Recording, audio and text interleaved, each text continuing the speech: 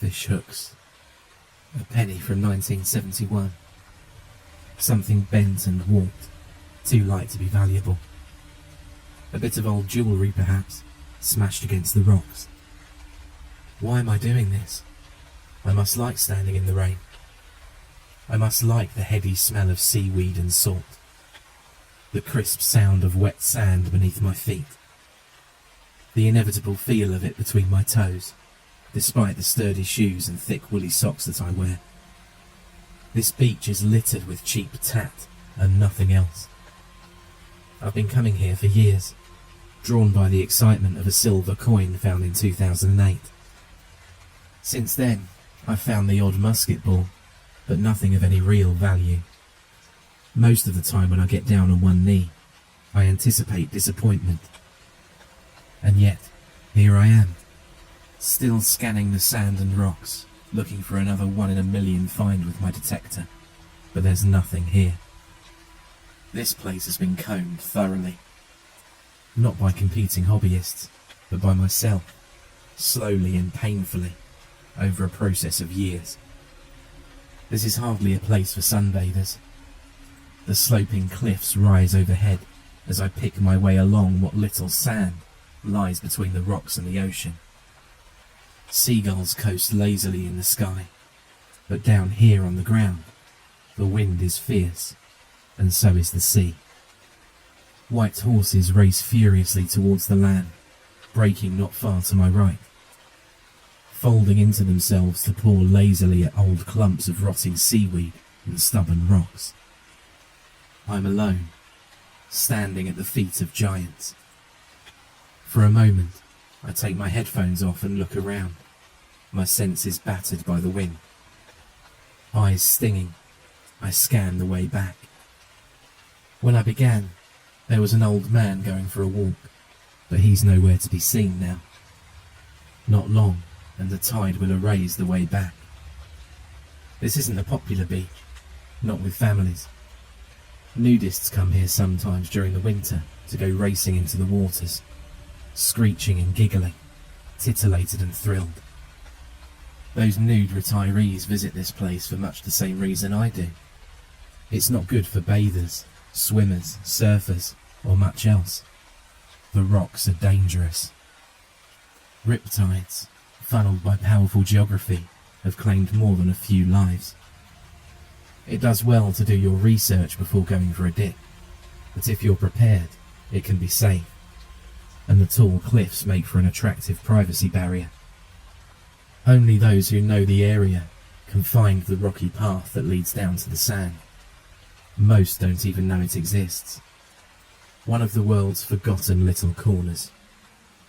I wonder why I'm still here, when I've wasted the afternoon looking for nothing, so far from comfort and warmth. It's a long way back to the car. I picture the feel of a cup of tea held in both hands, the sound of wind buffeting my house on wheels, and I'm ready to finally call it a day, when something catches my eye. It glitters on the sand not far from me, and I approach it expecting a piece of litter, a foil wrapper perhaps. I pick it up and trace its shape with my fingers. It's a gold coin. It's cold to the touch, handmade, pre-Saxon. The ancient head stamped into its metal is strange, warped with time. It resembles a man with the mouth of an anglerfish. It's beautiful. It's everything I've ever wanted. Solid gold and thicker than a smartphone. 6 months' rent in the palm of my hand. Didn't even have to use my metal detector. It was right there, on top of the sand. It must have come from the water, placed here by those rabid waves. My mind conjures the image of a sunken shipwreck, a mile or two off the coast. Its waterlogged coffers filled with coins just like these. Clusters of jewels, gilded with silver and gold. An ancient treasure that's finally broken loose after centuries of tidal warfare. That might mean there's more. I look around, but there's only shale and sand. 100 meters away, where the rocks become hard to navigate, Something else shimmers in the sun, but that could easily be a rock pool catching the sun. I should go back, I tell myself, as I scan the beach once more. The sea is coming. Behind me, the sand has narrowed to just 10 meters. I know from experience it'll disappear faster than seems possible. Then there will just be water and cliffs. If I get caught, the best case scenario is that I'll be able to scamper up to safety somewhere and get rescued by a helicopter. My humiliation paraded for all to see on the local papers. Happens at least once a year. But the stakes are higher than you might think. Another coin would make a year's rent. Again, that image of a sunken chest full of treasures flashes into my mind. Absurd, I tell myself, a child's fantasy. But I'm holding the evidence of it in my hand. A gold coin. How often in my life has a fantasy come true? I dig my fingers into the gold as hard as I can. I want to make sure it's real. How often does a fantasy need to come true? Just once, I mutter, my words lost to the wind. It isn't easy. The rocks here are sharp and treacherous. As a child, when my mother first brought me to this beach, I imagined myself walking across a giant's fingerprints.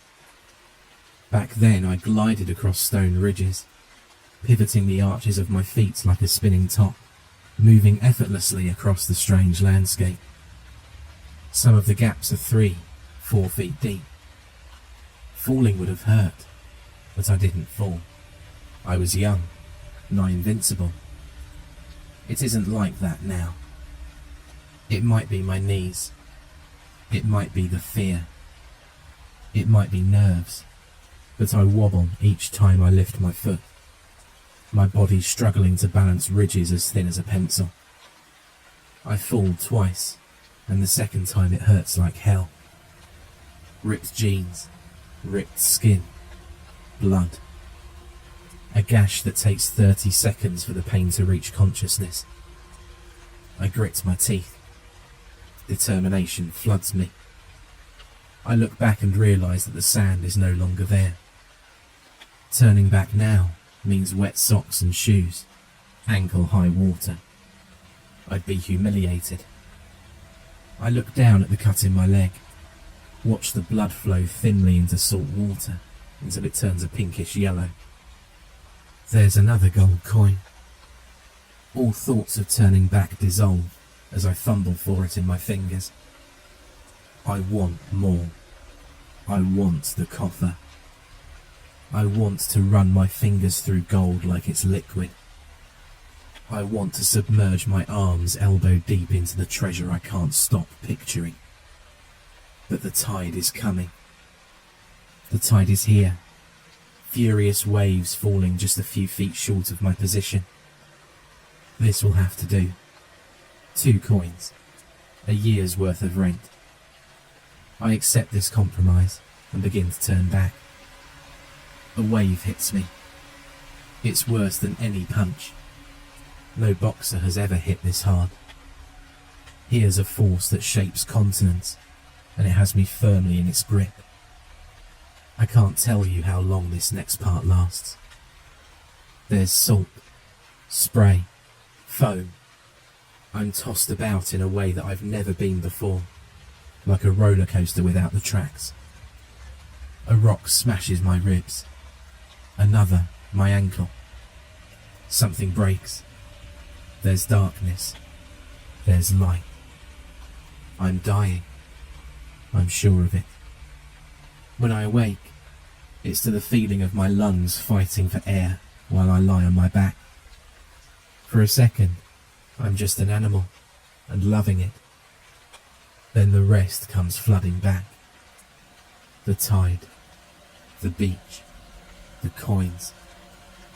I lurch upwards and stare at my palm, clutched so tightly I have to will the muscles to open. Sure enough, the gold coins are still there. I laugh, but the movement hurts. And even worse, it starts something. In just a few short seconds, I'm forced to reckon with 3 terrible facts. First, my ribs are broken. Second, my ankle is broken. Third, I'm going to be sick. The salt burns, but it's nothing compared to my ribs and ankle as I struggle to roll over. I can't help but cry as I vomit. I've never known pain like this. I manage 4 pitiful heaves of salt water and bile before collapsing in a breathless fit. My chest feels full of gravel. After a few long breaths, I sit up, secure the coins in a pocket with a zipper, and look around. I realise how strange the world has become. I'm lying on a flat rock at the mouth of a cave. I must have been deposited here, like one of those coins, and I count myself lucky. I want to look outside. I want to take register of how far I am along the coast and how low the sun has fallen. But I can't stand, and movement is difficult. The best I can manage is a crawl, and I soon realise I'm going to need all of my energy. A gentle lapping of water reaches my feet and soaks my legs and bottom. I haven't even managed to catch my breath, to contemplate the jagged ruin of my ankle, and already the tide is catching up with me. It makes sense, I suppose. The sea put me here, so of course it isn't far behind. Damn, I hiss aloud. For the first time since finding the coins, my mind snaps back into what feels like a normal speed. I'm in incredible danger, and it's still not too late for that luck to run out. I pat my pockets. My phone's broken and unresponsive. My only light is a waterproof torch I keep on my keychain, a Christmas gift from my mother. She likes that I have a hobby. She says it makes it easier to shop for presents for me. I turn the torch on and almost cry at the serendipity of it. Until now, I've never used it. The cave ahead is roughly waist high, and it goes deeper than my torch can reach. The ocean is rising behind me, furious at losing its catch. Thankfully, the cave slopes upward a few meters in, so I begin to crawl, seeking higher ground. I drag myself off the flat rock and further into the cave. I make slow progress along the collection of eroded gravel and random detritus the water has deposited here over the years. Fishing tackle, old nets, driftwood, a cat's skull. I can't help but stop at that last one. Hollow eyes glare back at me like a warning. I shake the feeling off and move onwards. I'm losing this chase, I realise, as the water catches up to my belly. I drag myself elbow over elbow, like they do on those army adverts. Be the best. I think over and over as my ankle catches on the stones and my ribs grind in my chest. I haven't cried like this since I was a child, but I don't stop. The water is at my chest now. The cat's skull is floating somewhere behind me, buoyed by the rising sea. I don't want to join it. At last, I make it to where the ground begins to rise. The darkness ahead makes for an ominous saviour, but here is my only chance of survival, and I cling to it. I ignore the caveman inside me. He's terrified of this place, and is banging every warning drum in my mind that he can reach, but I forge my way ahead regardless. Arm over arm, my progress is slow. Maybe a metre for every 10 minutes. I can't say for sure. I'm no athlete.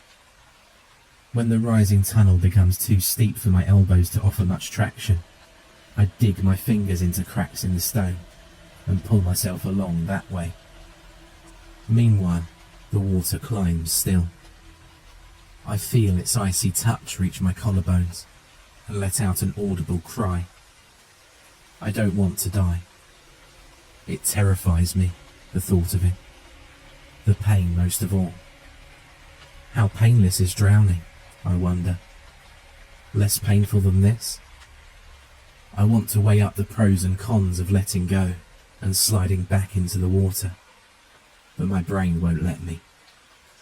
It's all or nothing. Instincts older than the continents propel me, fighting to hold my chin up as the water reaches my bottom lip. I fail to notice the ground changing direction. A sudden downward tilt that leaves my hands flailing. I want to pause and gauge the way ahead, but it's far too late. I'm carried over the top by a mix of gravity and the water's currents. For a moment, I'm weightless, and then there is total darkness. For the second time that day, I pass out. When I awake, I'm on my stomach, and in so much pain that I'm actually able to register a glimmer of anger at the world around me. This is starting to feel personal, and that spark of frustration is what gives me the strength to lift my head up and try to gauge where I am. Luckily, my torch stayed strapped to my wrist, and I use it now to see that I'm in a head-height cavern. Nearby, there's a crack in the rock, and from there the water drains. Lucky for me, or else I would have surely drowned. Behind me lies the way I came. It's a nearly vertical wall of rock, 10 meters high, and slick with algae, and eroded smooth by millennia of waves. I have no more chance of climbing it than I do the Empire State Building. I watch as another wave crests the top and strikes me like a thrown bucket.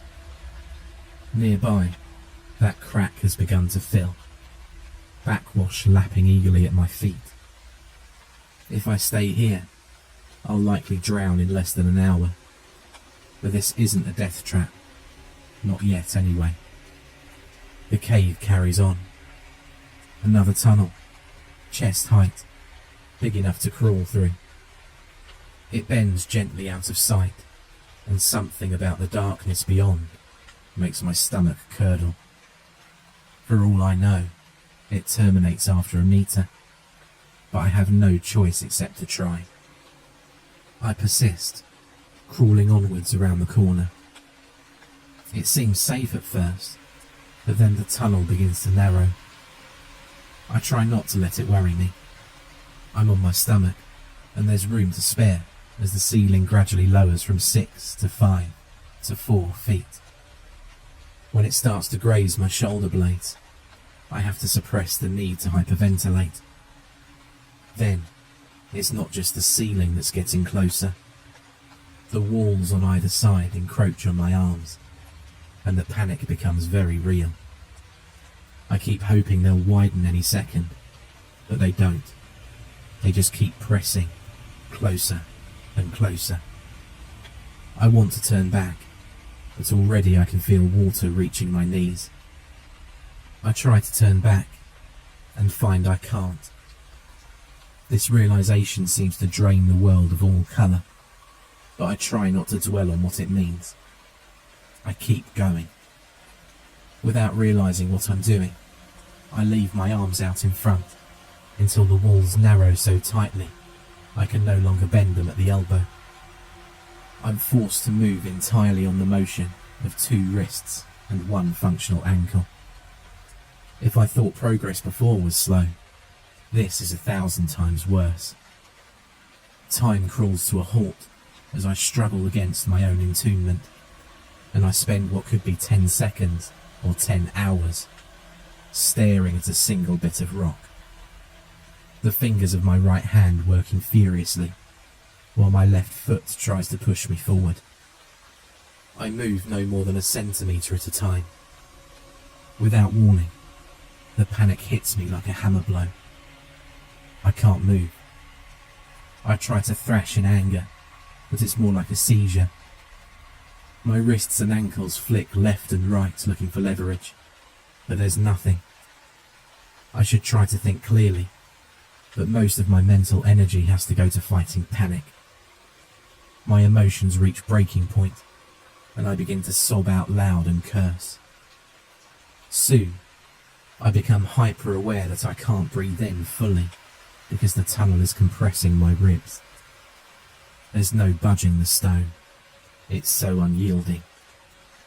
Every breath is limited, and so they start to come faster and faster in a desperate bid to chase away the ever-growing sense of suffocation. I just want one deep breath, but I can't. The more I struggle, the more desperate the need for oxygen becomes. I'm trapped in a downward spiral that feels like it's killing me. This is the worst case scenario, I realise. I was better off drowned. Nothing can possibly be worse than this. I want to pass out. I want to die. Neither happens. The world goes a bit woozy. I'm overcome briefly by dizziness, but there's no changing this. Instead, I'm forced to face my fear, and while I can't beat it, I can at least observe it. I don't really have much of a choice.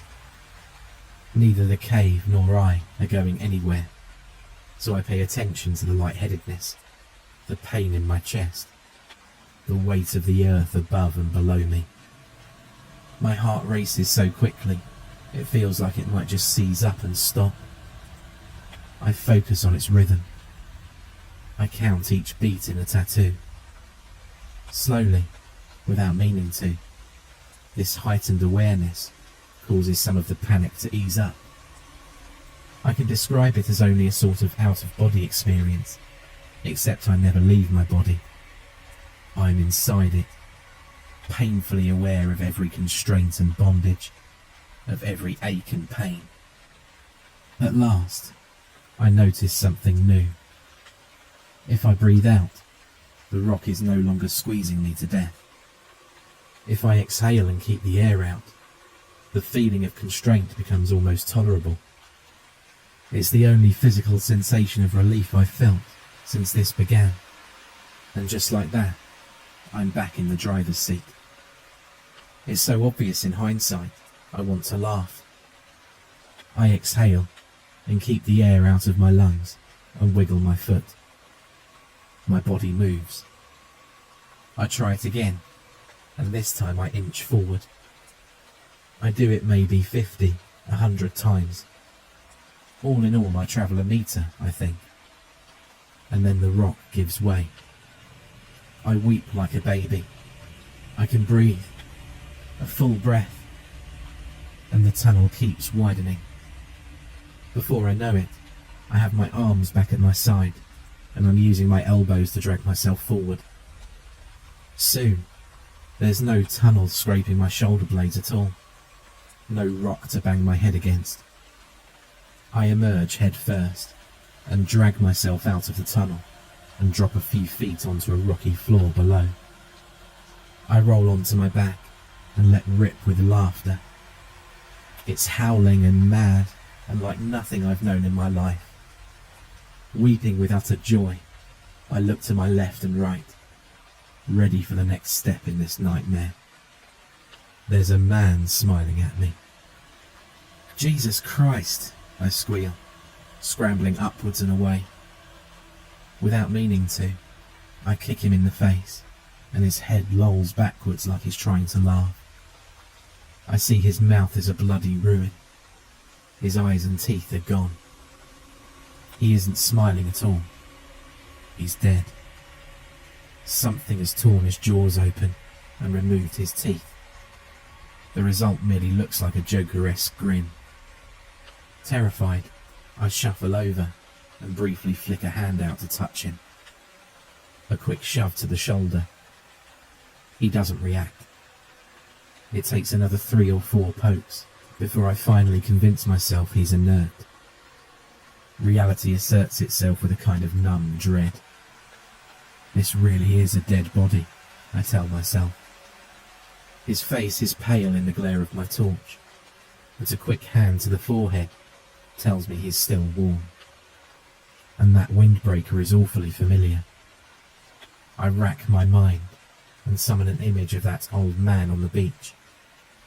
He'd been wearing a jacket much like this one, but it can't be him, I decide. It simply can't be him. This place is a nightmare, I think. A real-life underworld. I look around and try to imagine how this body came to be here. There are strange things bundled against the far wall. I approach and go through them, but their effect is similar to the gold coin. My thoughts become frozen and sluggish. I inventory them like some idiot, unable and willing to see the bigger picture. 6 coats, 15 shoes, countless hats and gloves, all of them torn or ripped in some fashion. 3 backpacks, exercise books from a school, paper turned to mulch long ago, a pencil case stuffed with soft pencils and broken pens. I drop the last item to the floor and swivel my light across the room behind me. I don't like this. My mind races with possibilities. Suddenly, I'm scanning this small chamber like my life depends on it, desperate to answer a question that surpasses all others. Maybe I should have listened to that caveman, I think. I may not be alone down here. There's writing on the wall. I can't recognize the language, but it frightens me. Paragraphs of it scrawled in neat blocks, one after the other. Occasionally, it's broken up with simple pictograms of ships and spear-wielding men. If it tells a story, I can't make heads nor tails of it. Something about the scene is getting to me nonetheless. The body, the pile of forgotten things, an ancient language. I stop myself sinking into another full-blown panic by remembering that these are all irrelevant details. I need to leave this place, no matter what. There are several tunnels leading out of this cavern, all much larger than the last one. I pick one at random. Hopefully it's more reliable than the last I crawled through. Fighting the pain, I rise onto my knees and hands. It hurts like hell, but it lets me leave swiftly and quietly. I scamper along, offering only one last sad glimpse at the body. The old man is looking at me. He's still grinning, and I'm glad to take the light away and put the distance between us. Whether or not this path leads out, I appreciate that it at least stays wide open. At points, it's even large enough for 2 or 3 people to walk abreast. I've never been thankful for this kind of room before. Just a day ago, this would have felt like a crowded elevator. Now, it's like an empty stadium. It lets me stop and catch my breath. Lets me race ahead and make progress. Either can happen on my terms. Minutes slide away in the dark, where time has no meaning. For long periods, I turn the torch off and navigate by sound and touch, relying on my echoes to tell me when the tunnel takes a sudden change in direction. This is something that if you had asked me this morning, I would have told you I could never manage. But it's surprisingly easy. More than once, I detect the change in what's an otherwise uniform soundscape and stop, lighting up my torch and seeing a sharp bend left or right. I'm acquiring a competency that gives rise to a flickering hope. That confidence fades when I come to a fork in the tunnel. For a moment, I'm caught by indecision, but then something familiar catches my eye. There's a gold coin. Another, pristine just like the one on the beach. This time, it doesn't exhilarate me. No images of sunken chests come to mind, only the leering grin of the pallid corpse I left behind, and the grim words etched into stone. The world is heavy, weighing down from above. and I'm so small and alone down here. The darkness so complete as to suffocate. I stare at the coin, at its positioning in a tunnel that takes a hard left turn out of sight. I don't like it. I don't like its placement. Taking it would place me right at the threshold of the unseen. I'm certain of nothing in this underworld, possessing only the risk-averse instincts of a prey animal, but I decide that the coin is a trap based only on those instincts. It's almost arrogant, unsubtle. I'm wide-eyed, with the smell of blood still fresh in my nose. The twitching hair, ears raised. I have a feeling that whatever set that trap is near enough to hear my every breath. I'm separated from death only by the gossamer thin limits of my perception. It's right there, and it expects me to take the bait. I realise with some disappointment I already have. I'm 2 coins deep into this nightmare. The whole thing a carefully laid trap from the start. My only hope is that I'm no Highland Hare. I can think beyond action and reaction, but I have to be quick. I weigh up my options. If something is there, do I really want to let it know I'm aware of it? I suppose every ambush, sooner or later, has to release itself. Better to be in control, I decide. I find a rock. There are plenty of them. Slowly, quietly, I back away from the fork and find a ridge in the stone walls I can hide behind. It's small and offers little shelter, but it's the best I have, and I hope it'll work anyway. I thumb the switch, and my light goes out. I throw the stone in my fist and squeeze myself back into my hiding space and hold my breath. Just in time, the stone smashes into the wall of the right-hand tunnel. This is the one without the coin. There's silence for what might be 5, 10 seconds. And then there's only the gentlest of sounds. The touch of something soft against the stone. What a far cry from the synthetic world of engines and buzzing motors I'm used to. I've spent my life training myself to ignore those kinds of quiet, barely perceptible scuffles. A cat's footfall, a bird's wings, a scurrying rat. But down here, the sound is like thunder. It makes my blood run cold, and the hair on my scalp stand on edge. A part of me had thrown the stone, convinced I would only prove myself wrong. But now, the terror is so real, I can almost reach out and touch it. It's as tangible as the wall I'm currently trying desperately to dissolve into, as real as my own flesh and blood. I'm being hunted. Whatever was in hiding has seemingly taken the bait. The sound of its movements disappears down the right-hand tunnel. Thank God for that caveman. He remembers the plan. Acting on instinct and painfully aware of the ticking clock, I force myself to peek around the rocky outcrop and turn on my torch.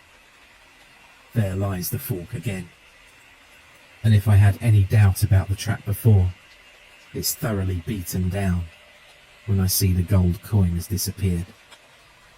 I waste no more time and scrabble on all fours down that turning, pausing only briefly to consider if my hunter has employed a double bluff. Oh well, I think. It's too late now. Around the corner I go and find nothing but darkness. I could try and perform some mental gymnastics, convince myself there was never anything there in the first place. But on one of the walls, I spot a streak of something reddish-brown. There's just enough time in passing to be sure that it's blood, and then I'm gone, desperately crawling further into darkness. Occasionally, I stop and check over my shoulder for signs of something giving chase. If it took the bait and followed the wrong tunnel, who's to say it didn't quickly realise and is now barrelling down on me? Or that the tunnels don't intersect down the line? If something lives here, it must be incredibly familiar with the layout of these sprawling caverns. I'm merely a tourist in the shadows, hopelessly lost and ill-equipped for this kind of survivalist nightmare. But each time I look, there's only empty space.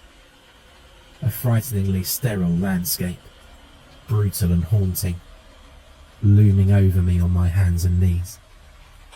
Rock walls, curved and jagged, ribbed and rippling. A concrete colon where light can only reach so far. Each time I look, I have to force myself to break eye contact with the darkness and resume my journey. I do this 16 times. I don't know how long elapses between each glance. I only count the number until, at last, the everlasting tunnel takes a break, and I'm deposited in yet another cavernous room. This time, I'm almost blinded by the light it emanates. For a moment, I turn my head upwards expecting to see a bulb. Instead, there's a hole in the roof, and only the faintest glimmer of sunlight makes its way down. But after hours in pitch-black darkness, it felt like staring right at the sun. It's too far to see the way out, or to get any real hint of the sky beyond. I can't say if it's night or day up there, but I know the sky must be close. So close. The hole itself isn't far above me, and using my light, I can spot a kind of ancient rusted ladder embedded in the rock. It won't be easy climbing it so injured, but given my limited choices, I'll just have to manage. For the first time in hours, I stand on my 2 feet. Reaching upwards hurts everything from my chest to my toes. Broken ribs grind. A swollen ankle pulses pain through deadened nerves that seconds ago reported nothing but hissing static. I swear it's so bad that my heart stops, or at the very least, misses a beat. This must be the kind of stress that can kill healthy men, and I'm not even healthy. My elbow doesn't even get past my shoulder when I'm forced to gasp for breath, and the whole house of cards comes tumbling down. I fall back onto my behind, and even that hurts more than I could imagine.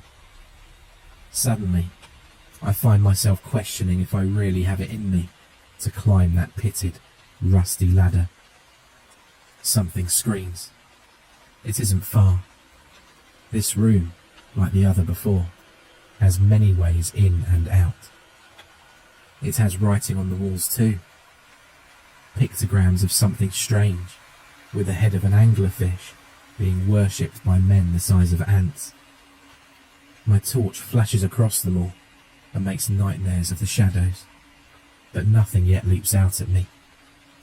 I realise this is it, the only chance I'm getting. How many chances do I need? I ask myself. Only one, I mutter. I force myself upright, and before my nerves have time to register the landslide of pain ready to collapse me, I hop on 1 foot. It's all I need to reach the ladder with one swinging arm. Then the other, so that I'm there, clinging on for dear life, feet barely an inch off the floor, with tears streaming down my face. This already feels like too much, but before I have time to give up and fold in on myself, there comes another scream. This one is so close I can't help but imagine that whatever lies in the dark is excited to finally catch up with me. That last thought tempts fate, it seems. Still swinging, eyes darting to and fro from one of several tunnel holes, I catch a glimpse of something. It's racing towards me. It's human, vaguely, in the way that the monsters in our nightmares often are. I let out my own scream, or something like it. It's a staccato sort of yelp, because whether I realise it or not, my muscles have kicked into gear, and I'm somehow doing a pull-up. Legs kicking furiously, I drag my way up until the first rung is at chest height, and I'm able to grab another overhead. The pain in my chest retreats to a dull throb. I try foolishly to use my bad ankle to climb, and realise there aren't enough endorphins in the world to let me put weight on a broken bone. I let out another cry and switch tactics. I have to use my arms to lift myself and rely on my one good foot as a stabiliser.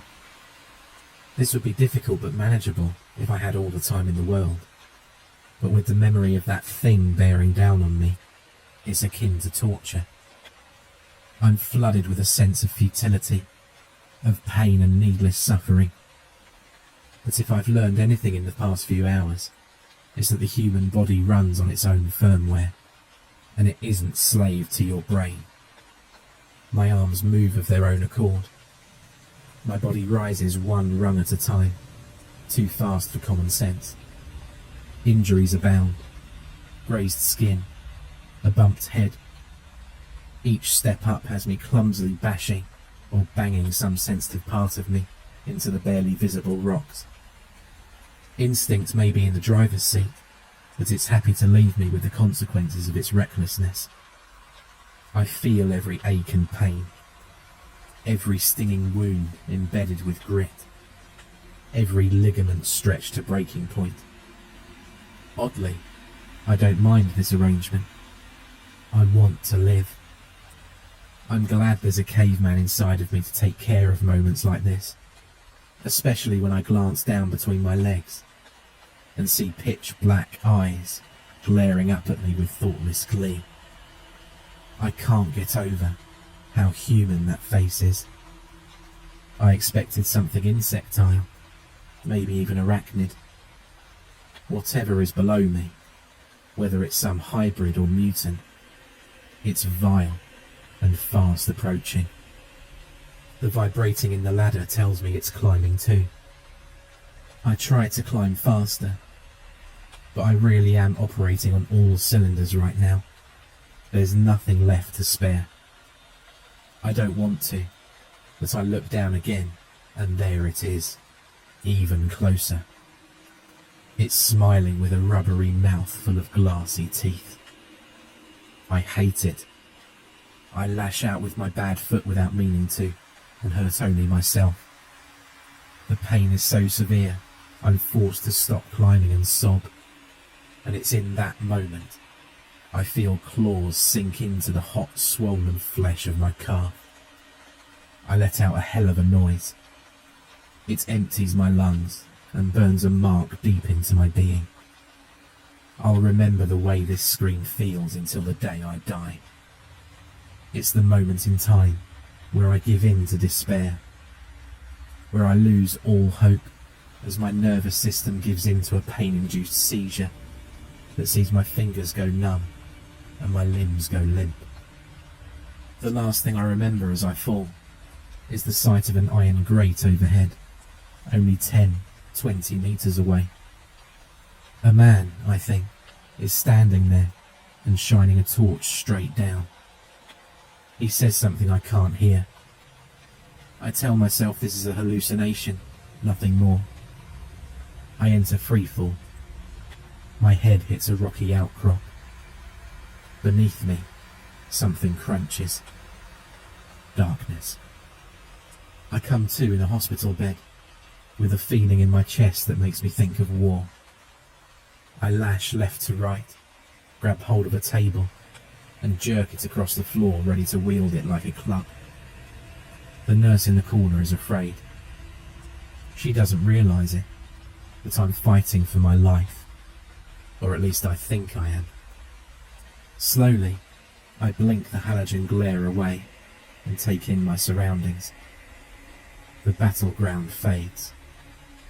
I realise where I am. I try to hold back tears. It doesn't work. Within seconds I'm bawling. Arms embrace me. I don't know who they are, and I don't care. I embrace them back. I seize them and cling onto their unfamiliar body with such severity they mutter in pain. More rushed movement. A needle. I'm asleep again. Hours, maybe days later, I awaken to find my mother and a policeman nearby. This time my senses return in time to stop panic. I'm finally given the story of my rescue. They were looking for me the entire time, and by chance they heard me near the old storm drain. They came rappelling down no more than a few minutes after I hit the ground, and found me lying there, bleeding and broken. Strangely, they say, I had no real injuries from the fall itself. A bumped head and a broken wrist from the way down, but from that height, I should have broken my neck. Something cushioned my fall, I think, and laugh uproariously. My mother looks worried. She must think I've gone insane. Who can blame her? I was down there for over 24 hours, although it didn't seem like it to me.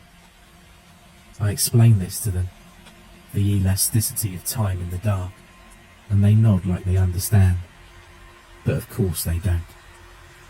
Somehow it takes me another hour to realise I'm missing a leg. This perplexes them as much as me. Indiscrepancies in the nature of the wound. An expert stands to the side and explains as much to me, but the words are a distant drone. I'm taken aback by the sight of the stump all neatly bandaged. Apparently, it took a lot of surgery to neaten it up. Despite everything, I'm angry. I thought I was dead. This should be a small price to pay, and yet the knowledge that a part of me went to feeding that monster makes my stomach churn. I want to be sick. A piece of me is down there somewhere, dissolving in stomach acid, waiting to be excreted out in some fetid corner of that monster's lair. When I start to cry and shout in impotent rage, they have to sedate me once more. They assume it's simple shock, but there's more to it than that. I'm consumed by a deep hatred that's hard to explain. Months later, and I find myself saying this account to try and purge that hateful feeling. All this time, I can't escape the sense of unfinished business. Every time I mess up with my prosthetic, slip, stumble, momentarily forget it's there, I feel the anger burning inside me. Every night I spend hours in agony from phantom pains, trying to soothe a wounded brain using a mirror of all things. Sometimes I think I would have rather died if it meant killing that thing. All my weight, such a steep drop. I picture myself crushing it and leaving it a gory, broken mess. I've never felt this kind of enmity. Evidently, I'm not alone. One morning, a knock on the caravan door. It takes me far too long to get ready. I'm not yet practiced with the limb, putting it on, taking it off. Takes me nearly 20 minutes to get myself together. My mood has darkened since my rescue, and I practically kick my door open with a roar, ready to curse out anyone who disturbs me. I find no one there, only silence and another gold coin.